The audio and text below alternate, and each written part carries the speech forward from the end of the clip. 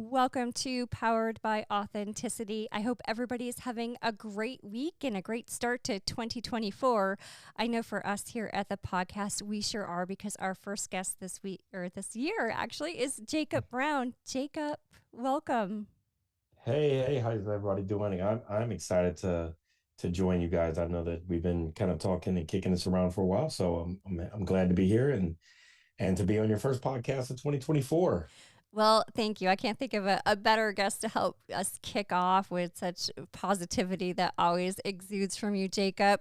So, how about tell us a little bit about yourself? Share with the listeners a little bit about yourself. Yeah, so I am a former athlete. I went to the NFL back in 2006, played my college football at the University of Central Michigan. Came from a small town called Bridgeport in Michigan. If you had video, I would show you on my hand where I'm from. But small town right in the middle of Michigan, and I was a middle child of seven, three brothers, three sisters, and we're very close knit. And a lot of the things that you see and hear from me are kind of a fruit from my parents and my upbringing and the way that my parents brought me up and taught me how to think and live in a more positive fashion and to speak the things that you seek. So um, yeah, so now I travel the globe. I was a creative director for about 15 years. I travel the globe now speaking on a concept called Fail Forward. I'm sure we get into that a little bit. And also, I'm a co founder of a very fast growing cycling and triathlon apparel brand called Varlo. Awesome. Amazing. And, I think it's so interesting that the tie into the family, because I feel like it just when you hear not only what you put out into the world, but, others, and that kindness in the heart. I think there's so much that we can go back to our families of where we're rooted from in that. So I love that. 100%. Yeah. Well, as we like to do here at Powered by Authenticity, we always like to start with an icebreaker question. So let's kick it off with, what's on your playlist right now? Anything fun? Yeah. So I mean, I'm kind of old school. So I just turned 40 this past year. I don't really listen too much to the new stuff. Yeah. And when I say old school, I'm just talking about mid 2000s. So I'm a John Legend fan for sure.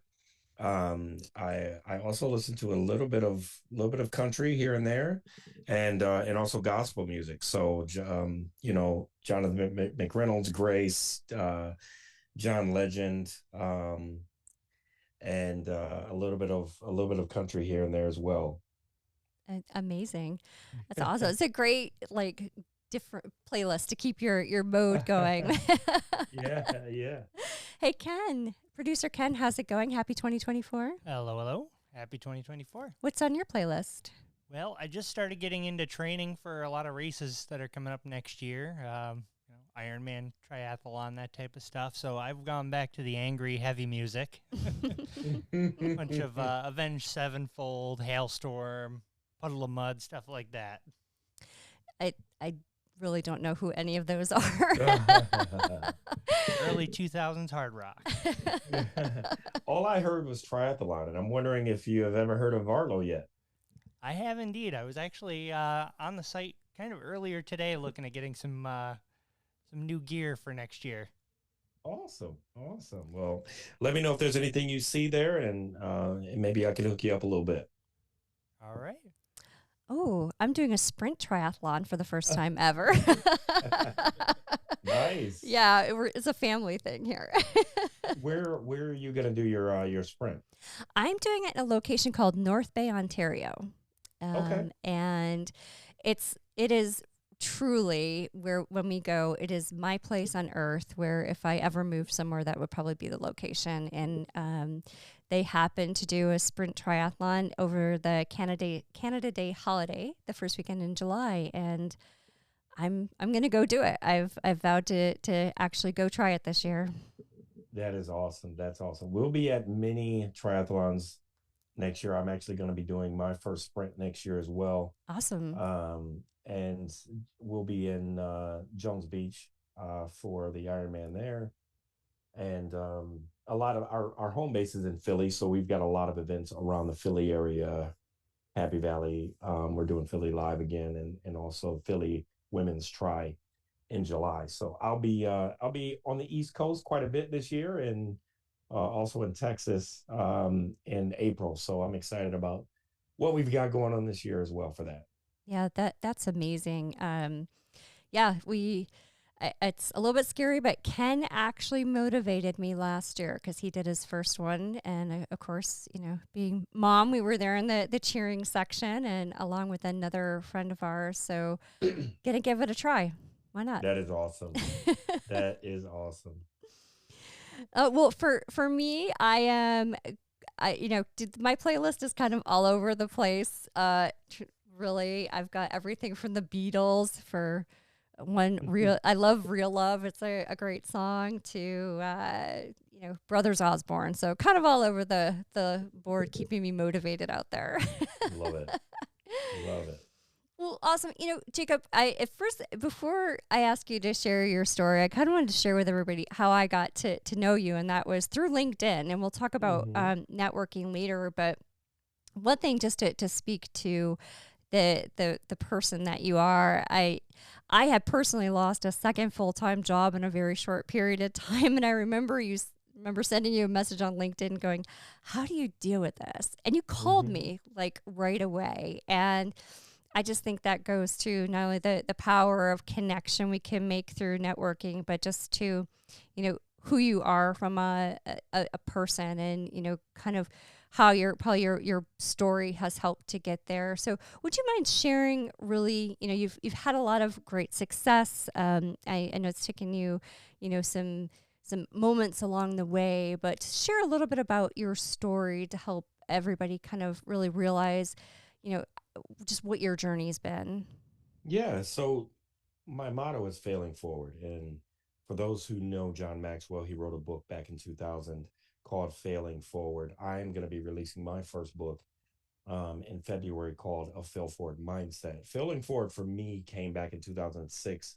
Right before I went to the NFL, my aunt, my favorite aunt down in Georgia, asked me a simple question. She says, Jake, what happens if football doesn't work out? And I couldn't believe she asked me that. I was in the best shape of my life. I had just had a great pro day. I had multiple NFL teams that were looking after and to bring me in. And she asked me what happens if football didn't work out. I had a Uncle Monty who played in two Super Bowls. He played for the Buffalo Bills and the New England Patriots. He lost both of them, but he was in two Super Bowls. He was actually in the fourth Super Bowl that the Bills lost in a row back in Ugh. 90, 93, 94. So I was at the game in Georgia where they played Dallas. So she asked me that question, and I said, well, I would just fall back on what I was getting my degree in, which was graphic and web design. And she says, Jake, if you're ever going to fall or fail, always fall or fail forward, which is funny because in football, we're taught when we're running the ball and we get tackled to fall forward because you gain extra yards. And if you get tackled on the 1 yard line and you fall forward, you score a touchdown. The same is true in life. We are going to inevitably fail. Whether you're starting a relationship, starting a business, starting a job, you're going to drop the ball at some point, right? But what do you do once you drop the ball? What is the mindset you have when you drop the ball? Because inevitably you will fail at some point in your life. And sometimes there's nothing you can do to stop it, right? Yeah. But the knowledge and the experience that you gained up until that point is not for naught. It's something that you can still use into the next phase of your life, the next chapter of your life, the next job, the next venture, the next relationship, whatever it might be. I got divorced in 2012 after 7 years of being married to my ex-wife. We had two kids. They were 5 and 3 at the time. And after that divorce, I was devastated for about 3.5 years. I was going through a custody battle. I went through homelessness. I went through addiction. I went through trying to pull myself off the concrete. And it was during that period of time where not many people understood what I was going through or even why I was going through it. And that was a moment where I had to decide, am I going to go through this failure of a marriage, this failure of parenting, this failure of jobs, this failure of business owning? Am I going to go through this and just believe that I'm a failure, or am I going to take the knowledge and the progress that I have into that point and turn it into fuel? So I on my website, if you look at my website, I say that I turn failure into fuel. I actually feed off of when I fail. I use that as fuel to catapult me into the next phase or chapter or project in my life. And around 2017, that's when I started to share my fail forward stories. I wrote my first fail forward article on LinkedIn. You can go and read it. It was in January of 2017, where I started talking about failing forward and why it's important to fail forward. And from that moment on, I started to share short stories on LinkedIn, and that turned into speaking engagements, and then turned into me coaching other people, and turned into you reaching out to me and asking, how are you doing this? Right? Because you followed me for years and years, and you've seen the ups and downs in my life. And they didn't stop in 2017, right? They continued, and they still will continue. But my mindset towards failing is different now, because I understand that every time you fail, it's like you're being pulled back in a slingshot, right? You get pulled back and the tension grows and grows and grows. But as soon as you let go and allow God to use you the way that He's going to, that's when you fly. Yeah, and I think, and I'm curious to hear this, it's so important to take that moment though, and failing can be one of the best learning experiences of our lives, but Absolutely. taking that time to actually allow us to digest what happened, dissect the lessons there. People don't take enough time for that. So No. how do you prioritize that when I know when you have a failure and you're disappointed, but how do you make that mental space to allow yourself to learn from it? Yeah, I think in even in therapy, they teach you that it's okay to feel the feelings that you have, right? Yep. It's absolutely okay. But if you allow those feelings to overtake and overwhelm you and to become you, right? If you feel sad, if you feel depressed, if you feel hurt, that's one thing. But if you become those feelings, that's another thing, right? Yeah. So even when people lose their jobs, they feel like they've lost their whole identity because that's what they tied themselves to, right? Which is Yeah. one reason why, if you look at my LinkedIn, my title is human being, because there's no one that can take that title away from me, and I can never lose that title until I pass away, Yep. right? Yep. So if I stay in that mindset that no matter what profession, no matter what job, no matter what career or business I'm running, if I stay in the mindset that even though I run this business, even though I'm good at this talent or I have these gifts, talents, and abilities, that isn't and doesn't define who I am. Human being Jacob Brown is that's who defines who I am. These things are just what I do. And I can change what I do whenever I want, right? And even if I lose that profession, even if I lose that job or lose that business, it doesn't change who I am at my core. It's not the man that lays his head on the pillow next to my wife every night. Yep. And the father that takes his kids out to play, right? I'm Jacob Brown, the human being. I'm not Jacob Brown, the NFL athlete or the motivational speaker or the business owner. At the end of the day, I'm the human being. So I allow myself, when I have those failures, to feel those failures in the moment, but to also remind myself that I am not the failure, and I am not the profession or the job or the business. It's just something that I do. Yep. I love so much about that, and I think January is the perfect time to be having a conversation like this, because what did we learn last year? What can we take? What can we digest, let go of, or carry it forward into what our goals are for 2024 and what we want for ourselves? And I'm not just talking professional, I'm also talking on a personal level. Mm-hmm. What should, what could we learn from? So as we're goal setting, and we're thinking about those things, about we're the human, and I love how you phrase that. I'm not the job, but I am the human being behind that. Yes. So as we get into January, any advice on how people should start to say, okay, this is maybe where I wasn't successful, but I know what I want to do for 2024 and what my goals are, to be able to dissect from past to future, like goal setting, strategy setting for the next year ahead? Yeah, most people during this time, they usually create a vision board, Mm-hmm. right? And with that vision board, it's usually a collage of all these things that they want to achieve, obtain, or accomplish. But not many people put down the reason why or who it's going to affect when they achieve it or how they're going to feel once they achieve it. Because I guarantee if you put down who you're doing it for outside of yourself, why you're doing it truly, and how you'll feel once you achieve, obtain, or accomplish it, your goals might change. So my goals of this past year were to rekindle my relationship with my father. My other goal was to finish my basement that I'm sitting in right now. Another goal was to have a weekly date day or date night with my wife, whether it's breakfast, whether it's lunch, or whether we go out to dinner, right? Yep. And as I achieved and accomplished these things and why I wanted them, everything else around me and in my life started to come together because my heart, my attentions were on wholesome things that mattered instead of just materialistic things, right? Yep. So, and one thing that I had to do is I had to write down what these goals were. Why did I want these goals? Who was it going to impact, and how would I feel? Because what that's doing is, and you'll see me talk a lot about manifestation, manifesting the things that you want in your life. Now, I'm not just talking about laying on your back and doing yoga and thinking and breathing. That's not manifestation. Manifestation is thinking an idea, okay? Writing down that idea, writing down why you want it, who it's for outside of yourself, and how you're going to feel.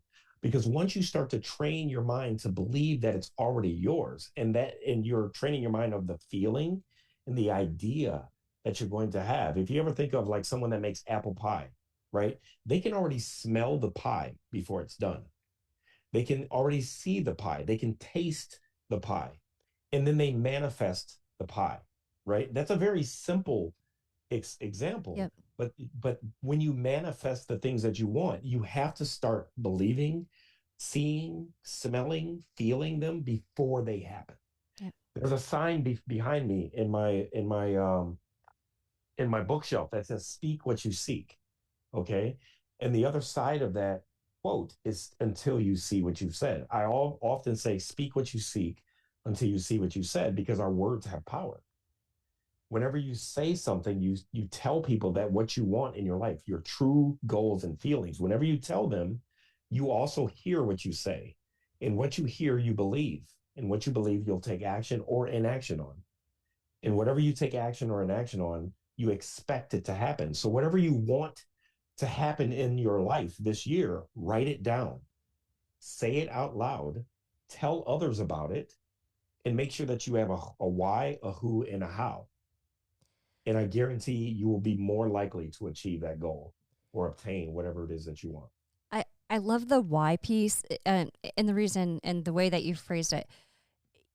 There's so much that we tie to a materialistic why, right? Yes. I want to grow my business because I want to X, Y.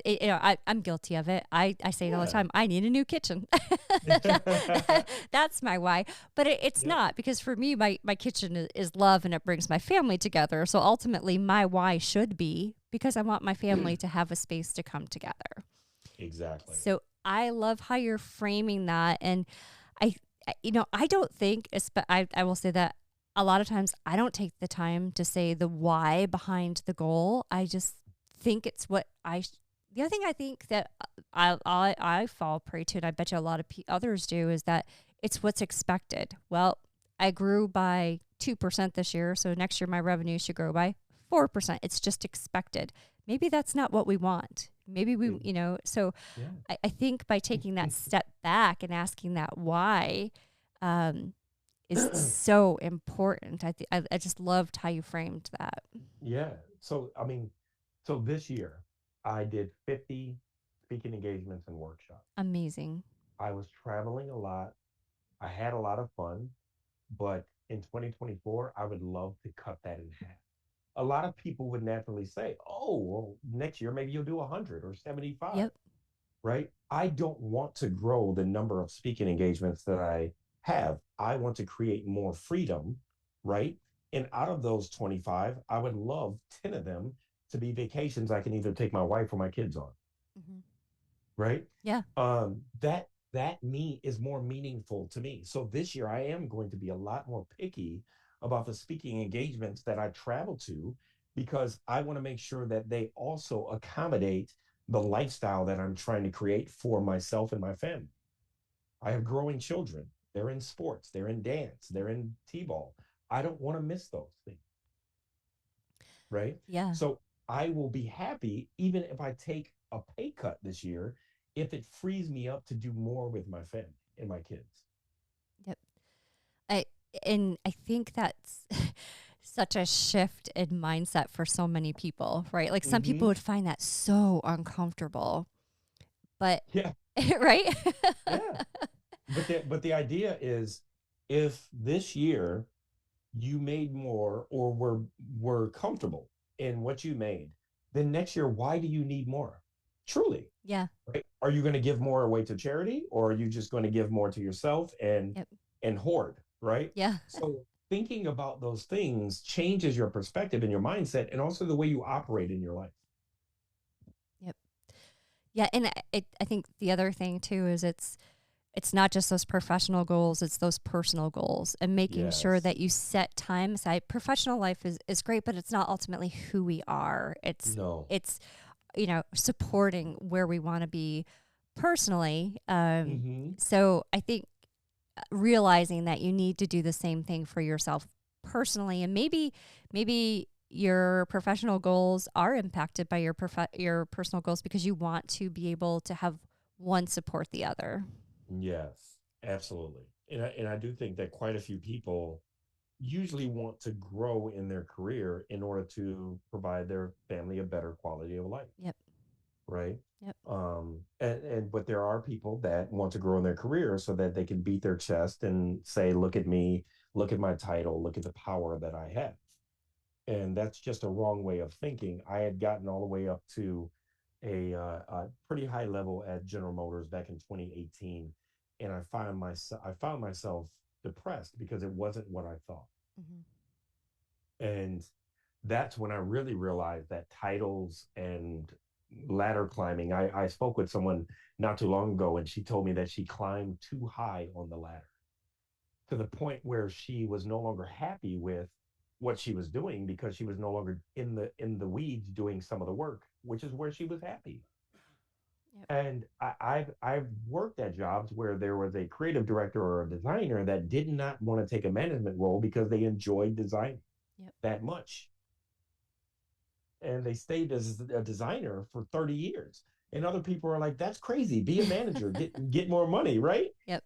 And but when someone has their priorities and their their work life integration, not their balance, their work life integration in the right places, then they make decisions like that and they live a lot happier. Yep. Yeah, I sometimes it takes something really powerful happening for you to be able to take that moment and that step back to say, I wasn't happy Yeah. where I thought I was because I thought I was Mm-hmm. climbing the ladder and getting to the position and the title. But then when you can take a step away from it, clear your head, remember that Yes. that why to your point, it's not what you really wanted. Mm-hmm. So, Absolutely. and we only get one chance at this life, so we should be happy. So true. It's so true. Well, I think letting go is really hard. I guess any other thoughts about how, especially now that we're looking at the year ahead, you know, uh, we create our vision board, we remember our why. Any other tangible types of actions that you can think of to set people up for success as we're remembering that, failing forward is a good thing. I'm sorry, could you repeat that? Yeah. So just as we're going into the new year, any Mm-hmm. any type of like tangible actions other than setting up like the vision board and things like that can help people take those lessons learned and that fail forward mentality into the new year. Yeah. So one thing that I would encourage people to do, whether they have a job, whether they work for someone, whether they have a business, whatever it might be, is we live in a social world, right? We live in a very social, very transparent, very public facing world where everyone has a profile somewhere, right? Whether it's LinkedIn, whether it's Instagram, Facebook, wherever it is. I would encourage people to start creating what message you want people to know about you and to say about you, and start to craft what your personal brand is. And a lot of people say, well, I'm not a brand expert, I don't have a personal brand, I'm not an influencer. Well, everyone that is online has a brand, whether you believe it or not. You have a brand. And more seasoned older folks might say, well, that's just my and the words escaping me right now. That's just my reputation, right? Yep. And because your reputation is your brand. If you think about any company, their reputation is also their brand, right? Yep. And the same is true with you as a professional, an individual, or a business owner. People know something about you, the way you work, the way you operate, and that is your brand. That's your reputation. So start to control that message for yourself, whether it's online, whether it's in person, at your office. Start to control what people are saying about you by letting them know who you are and what you want to be known for. What are your core values? What's important to you? Why is it important to you? And start to show up differently and authentically wherever you are so that people can better understand who you are and how to work with you. I often call them business love languages, right? Are your core values. So your love language with your spouse or your boyfriend or girlfriend, they know how to how to love you by based on your love language, right? And it's the same thing. What are your core values and how do you communicate that to people you work with or do business with, so that you can better have a better balance in your corporate life or in your business life, Yep. and also your online personality. Yep. Yeah, and I think that's something that, it doesn't take a lot of time to do that every day. But the importance of sharing that is monumental. Mm-hmm. Yep. Absolutely. And so just curious on your thoughts, networking. So obviously I shared that we had gotten to know each other through LinkedIn, just through, networking and, just keeping touch. What do you think as you're developing this brand and going out and making sure you're sharing your story? What's the importance of networking and really helping you develop your network around, sharing that story? So networking as a whole, I'm sure has played a large part in how you've been able to grow yourself and your career. But, what are your thoughts on networking and, sharing your brand through networking platforms? Yeah, I would say be as authentic and true to yourself as possible.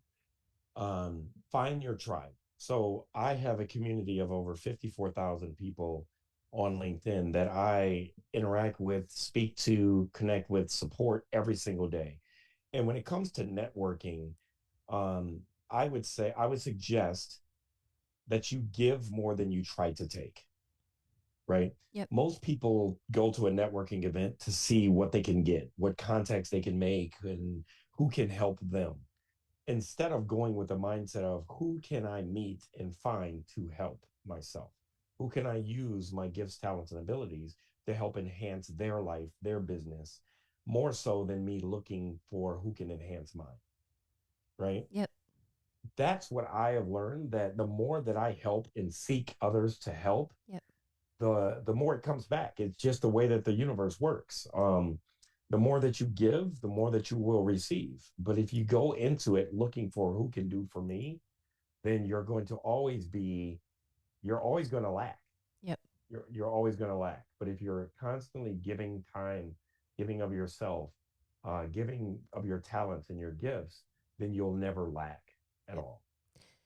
Yeah, and I think it's become easier to do so from that, just because there's so many ways you can give, right? It's Mm-hmm. either through somebody reaching out and you get the opportunity to have a conversation with them, or they talk about coaching, or you get to know an additional community.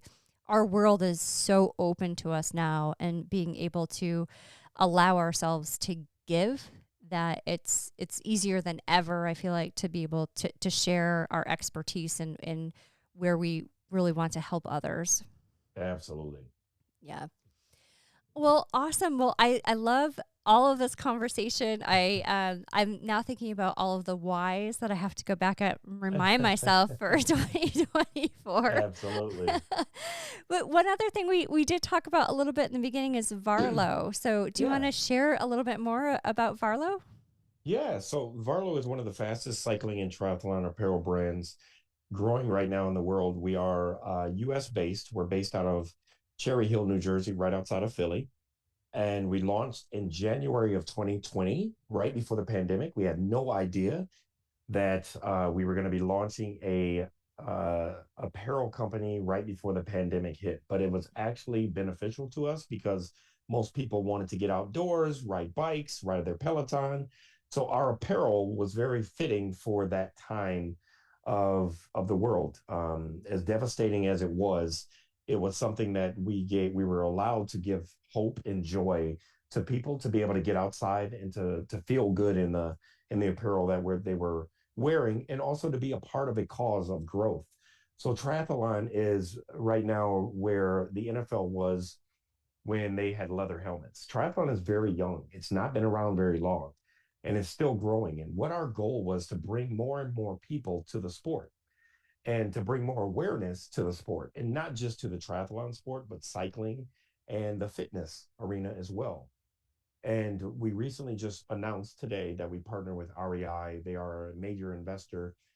We just had our first seed round this past year, and we've got a few other investors that are helping us grow not just our resources, but also our innovation and our outreach as well. So we're going to be launching a few lines through REI. We're going to be selling in some of their stores and also online. So you'll be able to see some of our gravel kits and jerseys and bike shorts as well. And we also have jackets, socks, and a few other apparel items. Um, we started off in triathlon and moved into cycling for training, but we're also going to be growing into gravel bike riding, um, and eventually into other arenas for the enthusiasts that are within the REI ecosphere. So it's very exciting. We've got a lot that's happening this year, and so stay tuned for more announcements. But if you want to check out some of our clothing, some of our apparel, it's varlosports.com. Awesome. Well, you can be sure that Ken and I will be. Awesome. And I think too, it's so interesting. For me anyways, there's such a connection about when I'm getting in my training and how I feel and how that just helps promote clear mind as I go into my professional day. Absolutely. So I think there's such a tie in there overall about wellness and, being able to clear that space that may be, fuzzy in our brains from something that didn't go well. Being able to work it out on the pavement, as I like to say. Okay. Yeah, Yep. absolutely. Yep. Running's a great tool for for burning off the day.